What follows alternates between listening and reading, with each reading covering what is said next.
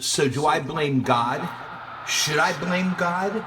My son's death taught me that if God allows the young to die, then our human lives really don't matter much. His life was not complete. His work was not over. On the contrary, it was only beginning. I cry every day, not merely because I miss my boy, but because I know what he has missed out on. I've lived the next 30 years of his life, and it kills me to know what he won't know. Marriage, children, career, ministry, just the experience of living. I prayed for a son.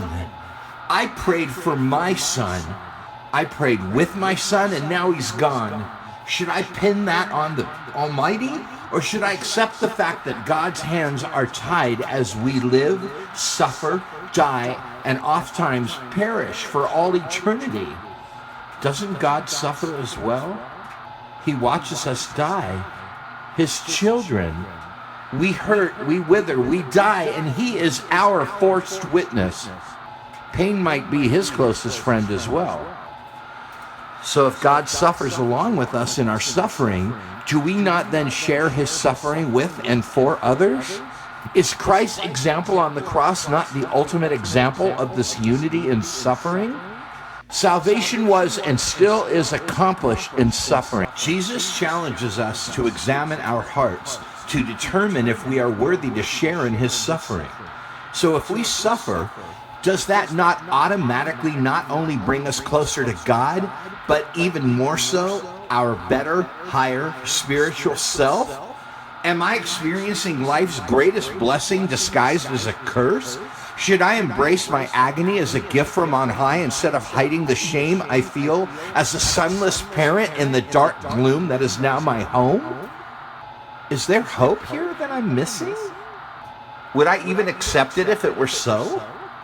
Or would that be too painful of an admission that my son's earthly life didn't matter past the 20-year mark, but was to serve as God's tool to bless me and make me the powerful superhero of faith he always intended me to be? I love my son, and I know that December 17th, 2013 was the day the devil won. I know God did not take my son away from this life for his own pleasure and design. And I'm not sorry that I'm not quick to trivialize, spiritualize, and make a big happy out of the demonic violence that has occurred. I know there's hope all over this thing. I know that redemption is for the taking. I know that God will be glorified and that testimonies galore will abound, but even the disciples were sad to see Jesus go.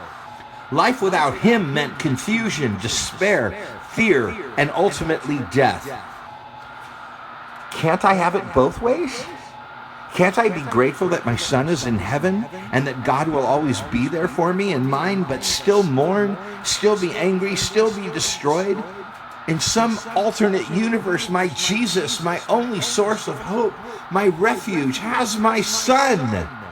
I know he's alive there, in peace, in love. But I cannot touch him, see him, hold him, and experience his beautiful life. Jesus is his captor now. And I know he's in good hands. But my hands are empty, and my heart is broken. There's not a new angel in heaven. It's my child, my son. His eyes are not on me, they are fixed on Jesus. I look on Jesus through tears. Endless tears that never satisfy, but only encourage more tears. More tears, more rage, more hopelessness. If children are a blessing from God, then I have been cursed.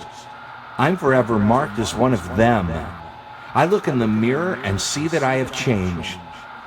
The light in my eyes has gone out, for I've lost my hope. I'm reminded of C.S. Lewis lamenting his loss when I say, his absence is like the sky spreading over everything. I'm enveloped in loss. It has become my constant companion, impossible to ignore, and it's never going away.